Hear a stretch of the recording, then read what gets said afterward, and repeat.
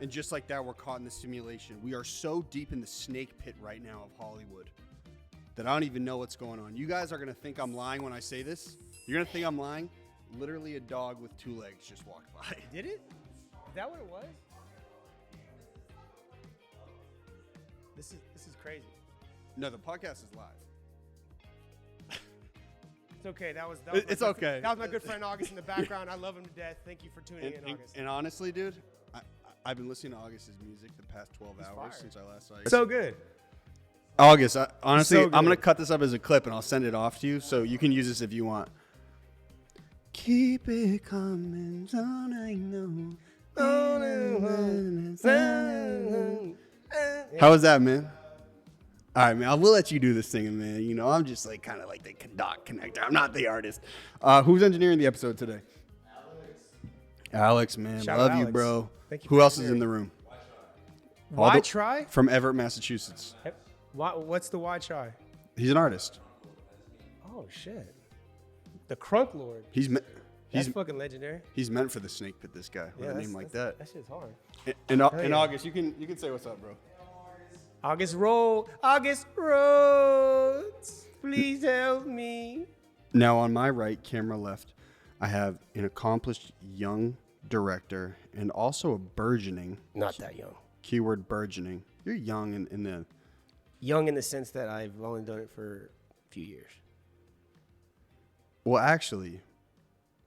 Well, I have James Rico of the Real Goats on my right, camera left. And, I mean, you're actually not that young in the entrepreneurship game. Like, haven't you been doing this for, like, 15 years? I started doing it, like, back in, like, 2012. Like, I graduated. I was, like, fucking such a late bloomer, bro. Like, in terms of college. Went to college. Took me forever. Doctors usually graduate in 7 years. I am not a doctor, but I graduated in 7 years. So, it took me a long time. What took you so long? Man, I was not focused. I was like a really kind of a piece of shit person. Like, honestly, like I always think about it. So it's like, I've lived on the other side where like I took my time, like just bullshitted, had fun, partied, like, didn't really know what I wanted to do and shit like that. And took like 9 hours at a time, that kind of shit, And I would I'd get like 15 credits just to get my financial aid, And then I would drop a bunch of classes. I didn't know what I was doing. I worked part-time and shit. What were you working as at this time? Man, I was like labor. Like everything, all my jobs up until like 26 was labor jobs. Like I did like laid sewer line, water line. I did like landscaping, mowing lawns, and then I did like landscaping, constructing patios and like laying out fucking retaining walls and shit like that, So that was a lot of my early and mid 20s. And then after I graduated, I was like, that probably serves you on a music video set now, though, right? You did all that work. That labor shit is hard. Music video shit is easy, But I just mean like constructing a set and electrical and shit like that. Oh, yeah, true, facts. No, I think so. It's like it takes a lot of people to like make something, so, but constructions are like that kind of labor work is not as like creative and it's definitely just more painstaking labor, sweating. It was good. It's good to like get a good tan and lose weight. That's why I kind of like was attracted to it. Kept me in shape. I was like, man, I look fucking good, but These were the 6-pack days you were talking about on the phone. There was never a 6-pack days. I can never get, like, I was never disciplined enough to get a 6-pack. But I look good. I was like 180. I'm like 215 now, so a little bit heavier. But 180. I got down to 160 at one point. I looked super, super sexy then. But now, yeah. You're also a dad now, though. I'm a dad. Your expectations are a little different. Yeah. Well, I gotta beat that fucking persona of like the dad bod. I love my bod. Like I accept it. I don't care. I do care and I don't. Because if you don't care, you should just do the whole interview shirtless. Just how it should work. Nah, it's good, man. It's okay, bro. Nah, we love you, bro, but... Yeah. So no. I mean, I think it's more of an ego thing. Like whenever you feel like you're like everyone goes to ego shit. Like I'm overweight or something, and I hate that feeling of ego. Like, do I want to post a pic today, or do I want to fucking show myself today because I don't look good? Like look at my beard; it's like crazy, right? Like I probably have I have bags in my eyes. I had like an hour's sleep last night. I'm like, I don't think about that shit anymore because it's just like wasted energy and. I don't care if someone thinks I'm like that way. I just know I want to be healthy for me. So I'm like trying to make sure I'm conscious for that, and I want to be healthy for my daughter. So I care about health more for that now than like, does someone care if I look good or not? You know what I mean? So what are you doing right now? What am I doing right now in terms of Health-wise and health-wise? fitness-wise? Oh man, like I just now signed up for a gym again. I was like, I had to. Like, I would say like all of last year, I was like I'm like so sedentary because I'm always typing and shit. And I had the daughter. It's not an excuse to not work out, but like, I definitely like just put it past. You know, I had a gym membership, stopped using it. Then I moved near a gym recently, so I was like, I have no excuse. I gotta fucking sign back up. I need to get back in it because of that. So now it's like morning workouts. You know, go work out in the morning, Stairmaster, treadmill, weights, basketball, and then go home. You know, try to get in there for like an hour, hour and a half. And I think it'd be super interesting for everyone to hear, like, you just come to LA on trips, like you spend most of your time in Kansas. Yeah, I'm originally from Wichita, Kansas, so got a lot of my family still there, and so I used to travel back in like 2014 and 15, like when I started believing in myself enough on my journey to like make trips to LA and like invest like the $100 that I really probably shouldn't be investing in, because I'd ride Spirit. Oh, I'd ride Spirit all day, bro. Like $99. I would take. Oh, you mean Harry Potter's covered in the air? Holy shit! No, like and you know, God tested me with that too. That's another story. But anyways, like I used to do it all the time back in the day when I was trying to get out here. And now that I have a daughter and my wife works a lot, like I can't do that because it's like not fair to her, you know? So I got to make sure I fly back and forth. But have you guys discussed maybe moving to a major market Oh yeah, city? for sure. Like we'll move. She's in residency. She's in third year. She's like a fucking genius champion. Like I've seen like real hard work when I watch her. I thought I used to work really hard, and I do believe I work hard, but she's like a real hard worker, like champ. She goes through so much shit. They put them through a lot of shit, you know. And what is she practicing? She's in surgery. She's becoming a surgeon right now. She hasn't really decided like what she wants to specialize in just yet, but you know, I believe that she'll make that decision in a few years when she has to. But she's fucking putting all her effort into becoming a surgeon. So what does that do for you mentally? Like, you get into the snake pit, you work, and then you go to like Middle America for 60% of your time. That's like, honestly, it's like I think more people should experiment with that once they get to a level they can, because I think it actually energizes me to keep doing what I'm doing. You know what I mean? Like, I put all my effort out on the table. I don't sleep very much when I'm here. Like, I'm doing as much as I can, and then because I know I'm here and I need to. If I'm not with my wife or my kid, then like I can't be disrespecting my time. You know what I'm saying? Like, it's got to be meaningful because I got to prove to my daughter that I could do what I'm saying I'm going to do, and I got to prove to my wife like I'm going to accomplish the things I'm saying I'm going to do. You know what I'm saying? So otherwise she's going to think I'm bullshitting, you know, and get mad, and it's just not a good look. So now, how old is your daughter now? She's like 1 year and a month. How did that change your drive? Honestly, it's I think it's like everybody would tell me when they found out that I was about to have a kid, like they're happy for me because it's like a love that I'm gonna experience I've never had before, and you know I didn't obviously know what that meant until I had her, and like I started caring about Gabby different. This is your wife? Yeah, my wife, and I started caring about her different. I like truly thought about her well-being in a way that like I didn't before. Like I wanted to be healthy. I wanted to make sure she's good. I was afraid when she was delivering her, like, you know, stuff like I never really experienced before.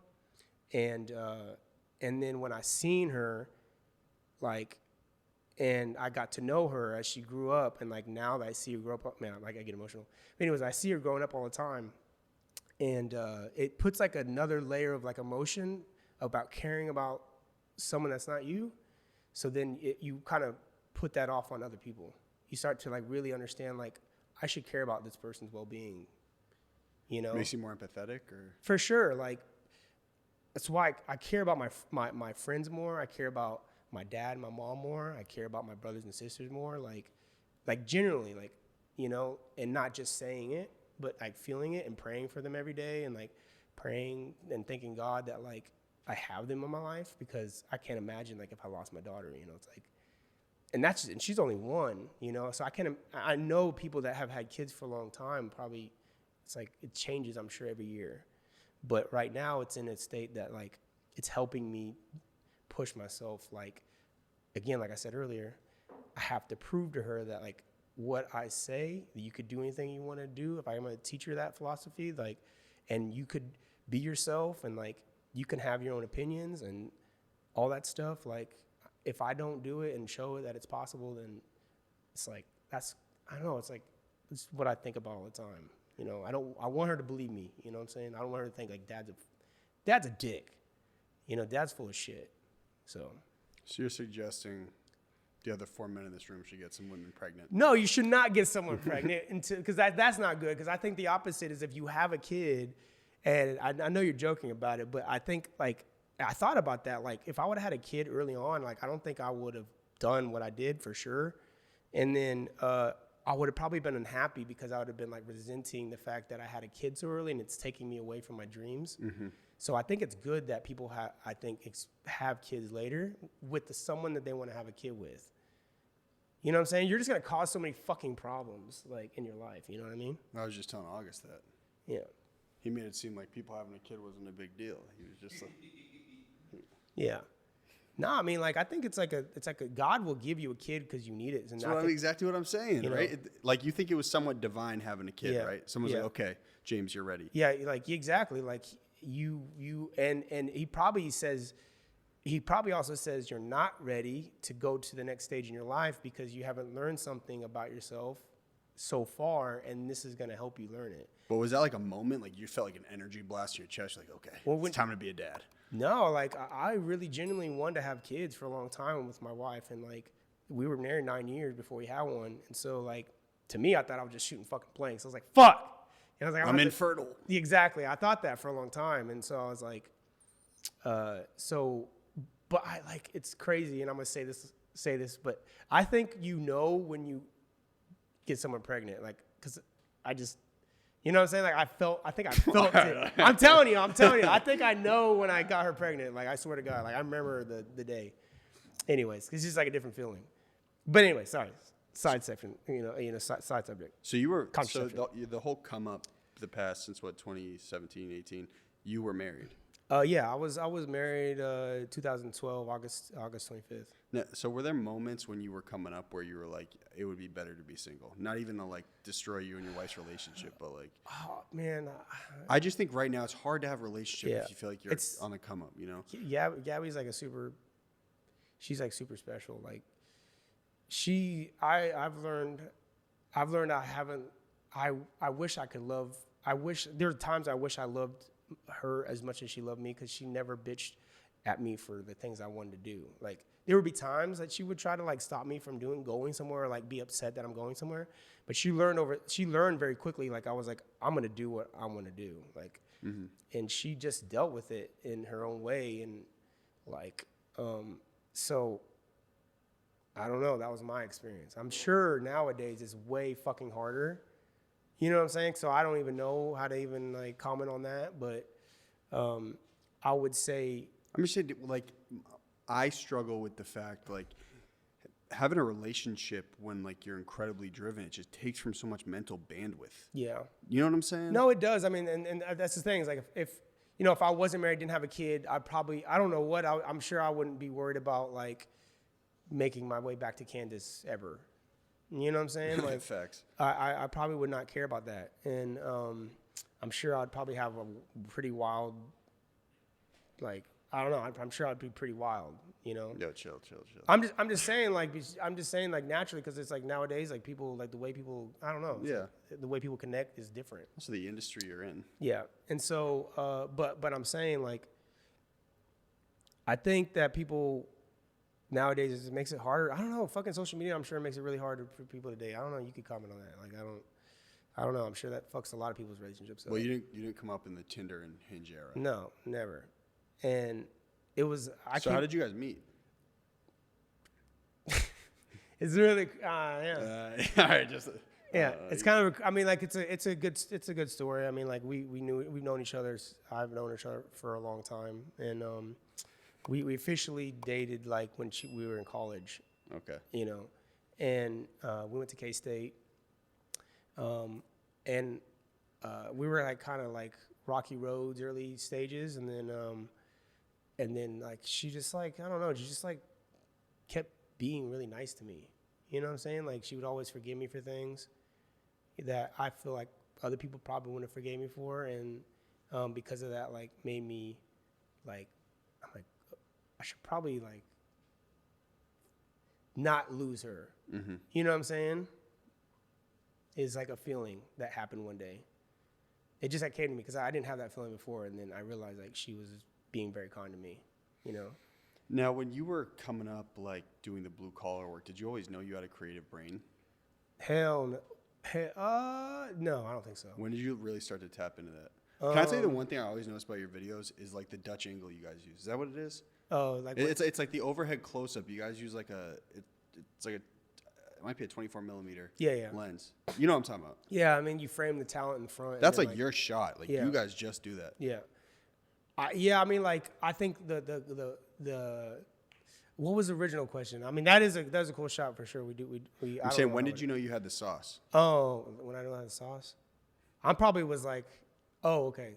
I knew I had the sauce when I was in college and I bought a T3i, and I shot my fraternity's Phi Beta Sigma music video. Sorry, for reference, a T3i is like a basic Canon starter camera. Yeah, super starter kit. Best Buy, ran it on a fucking credit card, like a Best Buy debit credit card at that, and took that shit back like 2 days later. You know, I didn't have the money for it. So, but I shot this. They were like egging me on because they knew that I was into video.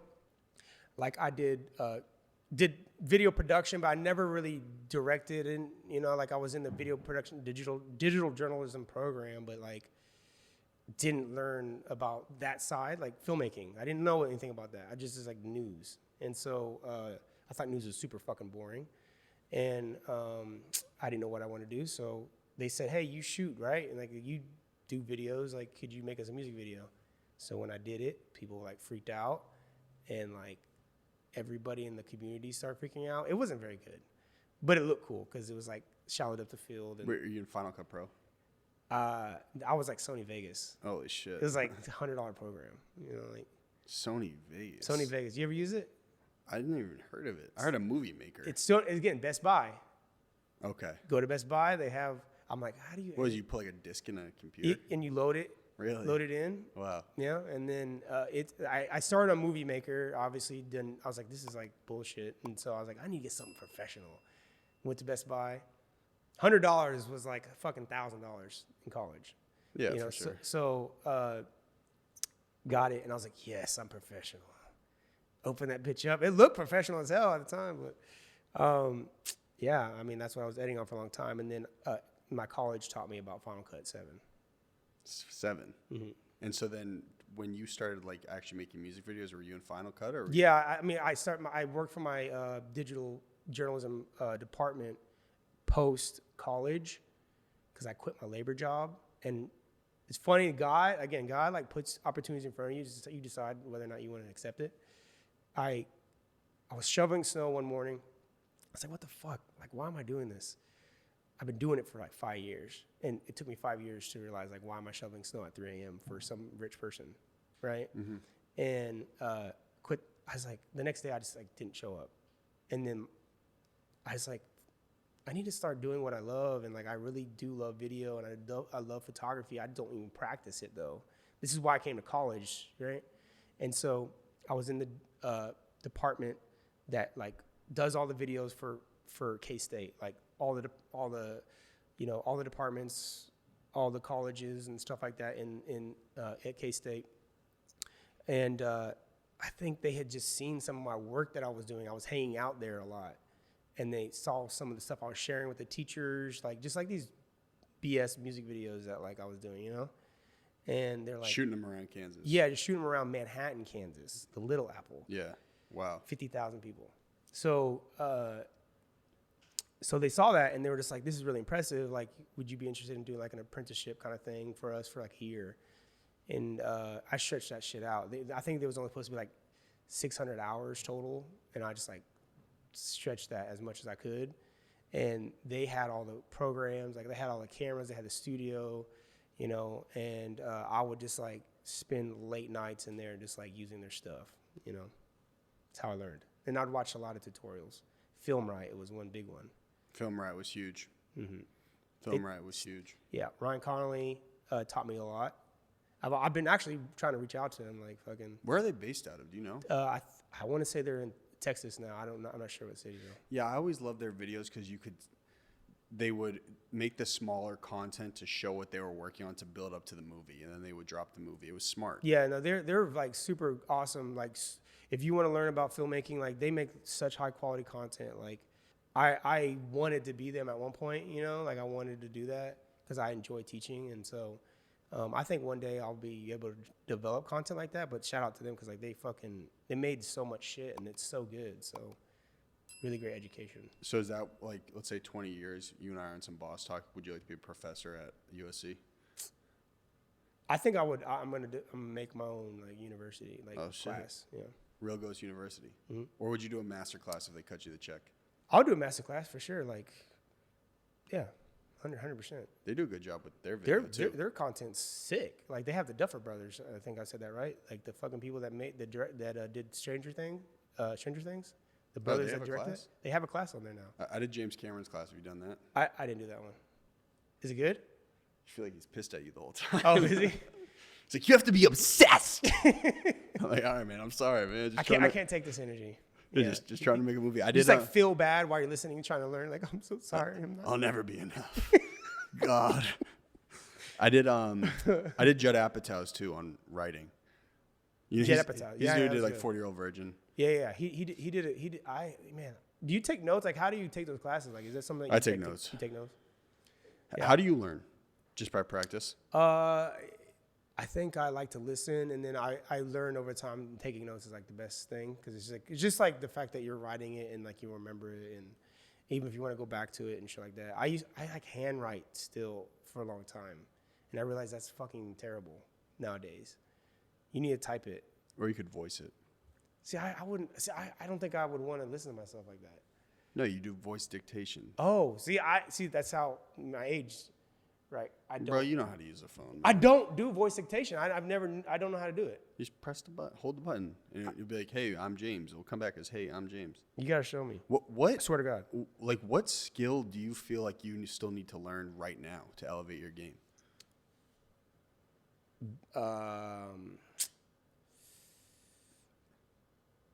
I think like I want to learn more. I'm now becoming. I think I talked this before. Like I'm now learning about business. Like I was like very like creative minded. You know, like I didn't care if I earned any money. I didn't care if like I like made a decision based off of money.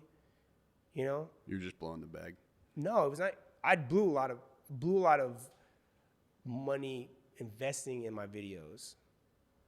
I wouldn't say it's blowing. It's like I want to make the video better. Mm-hmm. So whatever budget they gave me, I would 9 times out of 10, I put all of it into the video, you know, and like just pay myself a little bit, you know. So oftentimes, like I would just accept jobs no matter what the budget was, kind of, or I'd do jobs for free. I still do jobs for free nowadays, but only for like friends and stuff. But it's because I think I did that so much and I cared so much about just creating that I didn't really learn the business shit, you know? So that's something that I wish and I'm going to continue to learn. I feel like I'm learning a lot now. It's the entrepreneurship side of Yeah. things. And that's why I want to get around like-minded people that are like on that level. I think you're incredible, like the way you think, you know, and about how you search for work and you keep gassing me up, but I haven't done. We gotta have a conversation after this. But anyway. But I'm saying like the way you think is like I could see that it's like a different way that it's like you're creatively thinking how to earn money. You know what I mean? Which is something that I need to translate my creative of like art into creative business? Like, how do you make the business grow? You know? Yeah, but I think like what you did is important because, oh, here we go. It's all right. We got somebody looking in trying to give us 5 minutes. 5 minutes. I'm sorry. I was late today. That's my fault. It's okay. It's no problem. I think what you say is important though. Like, I think a lot of young creatives right now are like, bro, I can't just be following my art because I'm not getting paid dick. How did you feel at that point in your career, and what did you do to combat that? When I was getting paid dick, again, I luckily had a very supportive person in my life, you know, and she didn't judge me and judge us like our living situation, you know what I'm saying? Like, if we wanted the bet, like I haven't had a car I still don't have a car since 2011. You have a license? I have a license.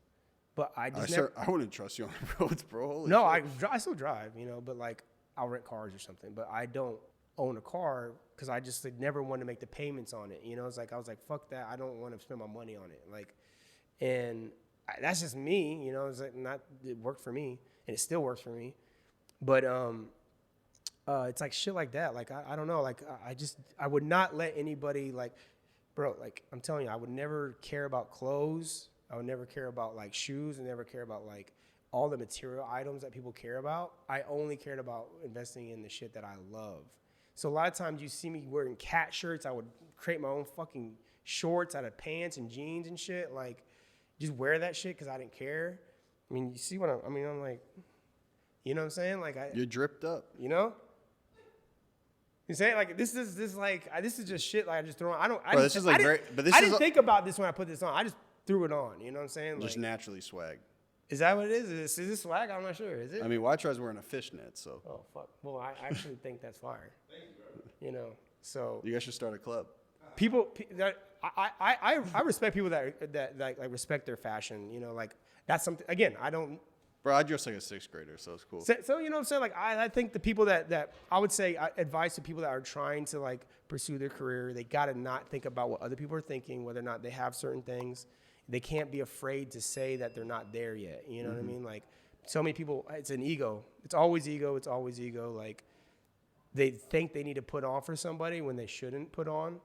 You know, there were so many people I met in Hollywood early on that would like gas up themselves enough to where it's like, this is what I'm doing. And I would kind of keep working them in conversation and then realize they were unhappy with what they were doing, you know? And they wanted to do something else. And I'd be like, well, why don't you do it? You know what I'm saying? So I don't think people realize that you just do it and you just be very, very fucking patient. Like, patience is so hard to teach. Your generation, more people have it. My generation, no. I personally don't have it. That's my biggest issue. Yeah. Incredibly impatient. I was patient for 7 years on my journey, and I was broke for 7 years. And then 2019 happened to me, and I actually was able to create a medium income, like where now I can just do what I love to do, not worry about money. I'm not fucking buying mansions and shit, but I'm living a life that someone else is going to 9 to 5, earning the same probably median income that I'm earning, hates, you know what I'm saying? Like, so, and I'm earning more money as I go along because I'm learning how to earn more money, you know what I'm saying? And like be smarter and shit like that, how I spend my money and stuff. What was it for you in 2019 that did that?